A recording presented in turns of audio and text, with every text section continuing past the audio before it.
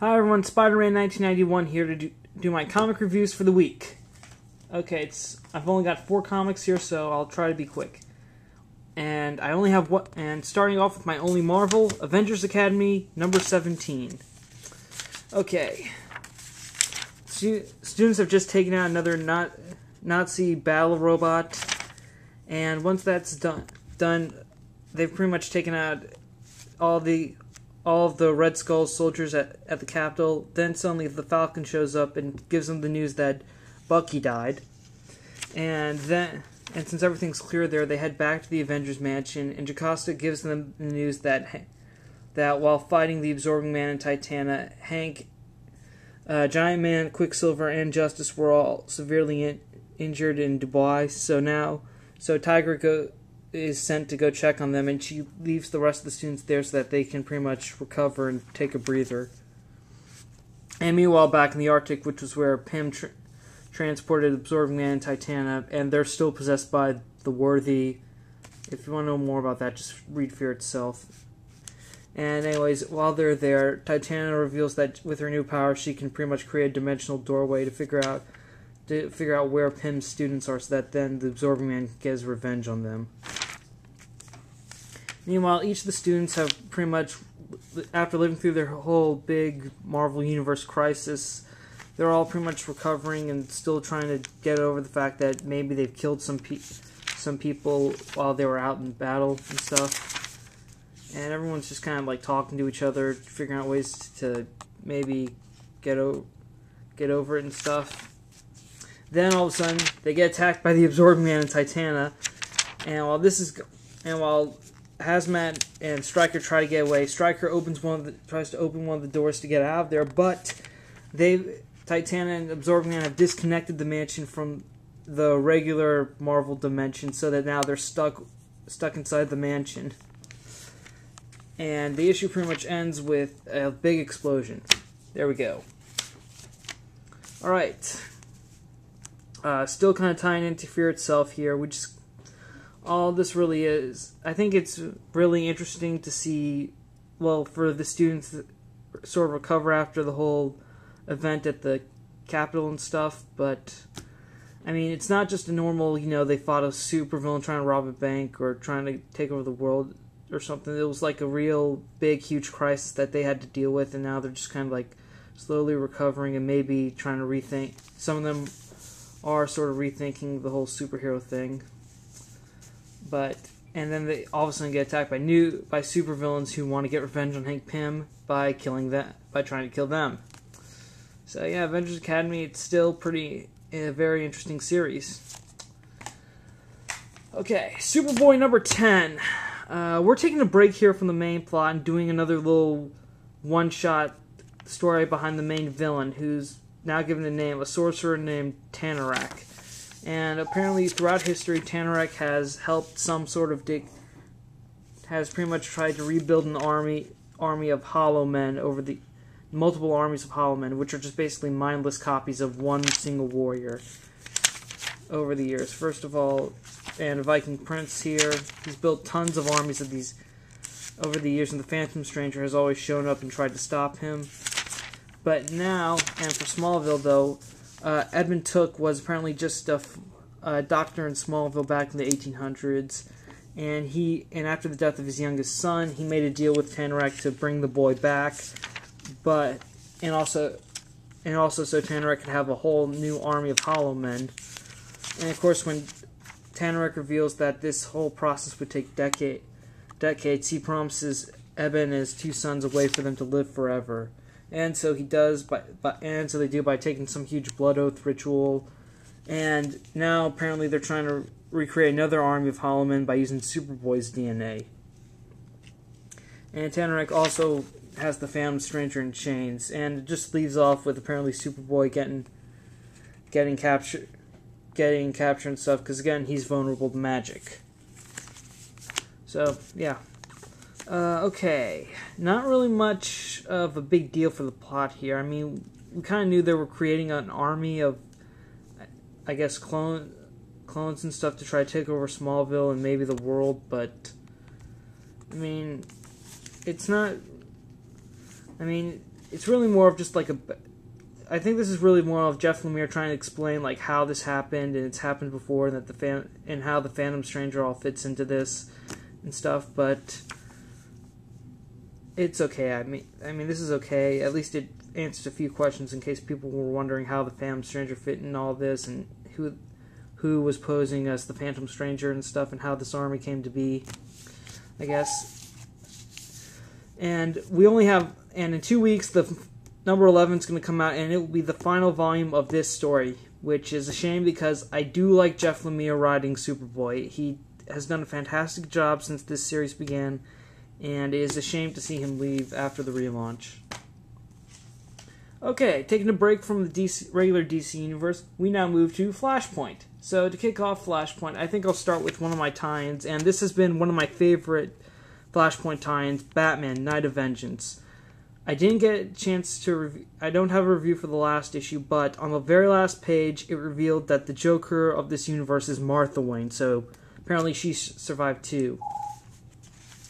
So now Batman shows up after he gets the footage of Joker killing Commissioner Gordon, and Batman then goes to check on Harvey Dent's kids. And good news, Harvey Dent's daughter is still alive, as well as his son.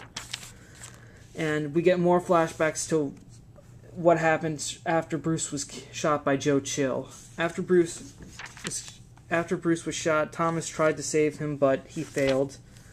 And Martha still resents him for that. And apparently the shock of Bruce dying made her go slowly insane.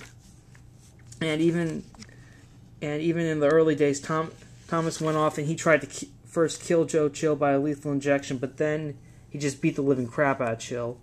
And when he tells Martha, she finally snapped and mutilated herself. And then Thomas had her dragged off, as you can see here. And now she's the Joker, and she pretty much hates Thomas for how he pretty much let Bruce die, basically. And so they're fighting it out on the grounds of Wayne Manor. But then Thomas tells her of the regular DC universe of how in the alley, instead of Bruce getting killed, they both get shot. After Martha says that she wishes Thomas never existed, but Thomas says that they could have a world like that, but she would never exist. And so basically, he tells Martha that he has a way that he can bring Bruce back, but it will kill them both. And he asked Martha if he should do this, and of course she agrees because she wants Bruce to live. And then after they sort of embrace each other, she asks Thomas one final question, which is what happens to Bruce? And all Thomas tells her is that he follows in his father's footsteps. And she asks if Bruce becomes a doctor. And of course Thomas says no. And that scares her because that means that Bruce is going to become Batman. And now she's really worried that that's going to happen to him. And while she's trying to get away from Thomas, she falls and trips down into the caves under the mansion, and she dies. Alright. Night of Vengeance, Batman Night of Vengeance was one of my favorite Flashpoint tie-ins. When it was first announced, I thought, yeah, I'm going to get it because, well, I like Batman, and I didn't know that Batman was going to be Thomas Wayne in this universe, but I'm really glad I got this because it is one of the most amazing, it's one of my favorite Flashpoint tie-ins. It was just really good with a whole different take. Instead of letting Bruce's parents live, but having one of them become Gotham's greatest hero and the other one Gotham's greatest villain. It was just really, really amazing. I mean, it was brilliantly written, and I loved, and it was just very impressive. If you can, go back, read all 3 issues back to back, and it is amazing. Alright, now then. Flashpoint number 4. Continuing where we left off. Oh, one more thing I want to point out, though. Thomas tells Martha about how he can change history, and I think I stated that this might have occurred before the actual Flashpoint event in the timeline, but I guess not, since Batman already knows about the Flash and stuff, so no idea when it takes place. But anyways, back to the main Flashpoint. review.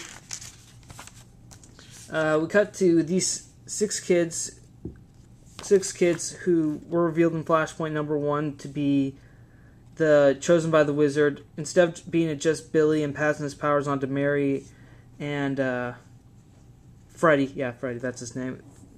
And just Billy being Captain Marvel. Apparently, there's 3 other kids, and Billy and Freddy and Mary, who all have to say Shazam at the same time, and they each have one of the powers of Shazam, so that they can all turn into Captain Marvel, or in this timeline, Captain Thunder. And Hal Jordan getting prepared to drop the Green Arrow bomb on the Atlantean Amazon War in Europe. And back where we left off from last issue, after Kal-El ran away, Batman, Flash, and Cyborg are dealing with the guards from Kal-El's prison. But fortunately, they're saved by Element Woman. And Element Woman is basically a new character from this universe. And she says that she wants to help them. And when Flash pulls Batman's side, tells him that they need to get help now since Superman's unavailable. They have to find everyone they can. But when this is happening, Barry's mind starts to change again. And Batman gives him something to slow down his brain function so that Barry can't completely forget the timeline, so that he can still remember Bruce and everything. So the 4 heroes go to see the Shazam kids, and Batman brought them there because apparently they helped the hero Sandman recover some memories. So they're hoping they can do the same thing with the Flash.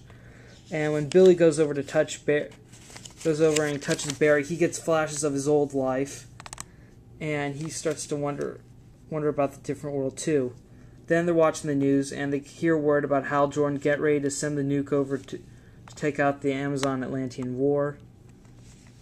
And Barry then pulls Thomas Wayne aside, and tells him that that right now they can wait on Thawne, and they have to go ahead and stop Aquaman and Wonder Woman from destroying the entire world. And Batman doesn't want to do that. He just wants to get the timeline back to order. So either they change. He basically tells Barry either they change the world or they let it burn in hell. And Barry tells Cyborg that they need to gather any hero they have available and get to work.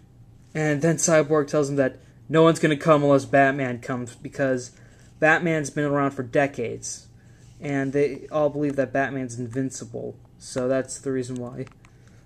So Barry says, alright, that's it. We have to do this. We need to move now. And the Shazam kids agree to go with Barry and Cyborg. Element Woman agrees too. So they all get ready to head off. And then Barry just tells Batman one last thing, which is that Bruce would have come with them. And that makes Batman decide to come and help stop the war. So they all head over to Atlantis, getting in contact with all the other super-powered beings Cyborg had on the line back in Flashpoint 1. And Enchantress arrives, and one of them, Enchantress, immediately teleports to join them. And as we can see here, the war has taken its toll on Europe. Then, all of a sudden, the kids form Captain Thunder, and they all head off to take out some Atlanteans and Amazons. Of course, Captain Thunder wants revenge on Wonder Woman. And when Cyborg tells Flash about Aquaman's whole bioweapon to bring down Europe and stuff, Flash says that he can probably talk to Aquaman. So Flash heads over to talk to Aquaman, and right when apparently Captain Thunder's getting ready to kill Wonder Woman, I think he's getting ready to kill her, Enchantress says a spell and she separates Captain Thunder back into the 6 kids. And then when Wonder Woman notices that Captain Thunder's a boy, an Amazon warrior comes out from behind and kills Billy. And after the huge lightning explosion, who shows up but none other than the Reverse Flash. And last thing it says here is to be concluded. So, in Flashpoint #5, Barry's going to have to try to change history back. Of course, though, his memories are starting to be a little corrupted, so he may not get back perfectly, which is how we'll end up with the DC relaunch. Flashpoint #4. It's pretty good. I mean, I liked it. I think it's still an interesting story.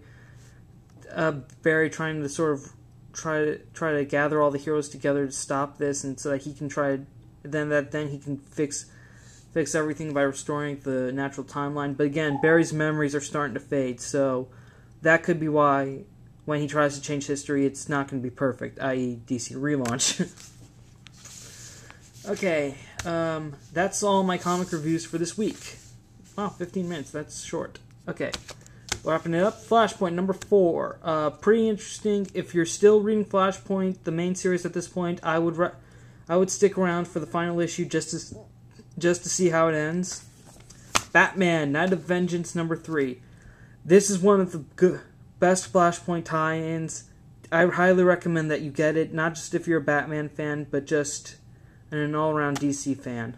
Although, fair warning, it is a little dark, so you may or may not want to. If you don't like dark stories, then you may want to skip it. Superboy, number 10. Really more like a one-shot explanation for the villain. That's all it is. Can't wait for the final issue, though. And Avengers Academy, number 17. Kids are slowly recovering from their first huge world earth-threatening event. After Korvac, though. And I guess comic of the week, I'm going to give it to Batman Night of Vengeance, because I really enjoyed the entire series, and this finale was amazing. And that's all I have to say. Spider-Man 1991 saying, see you later.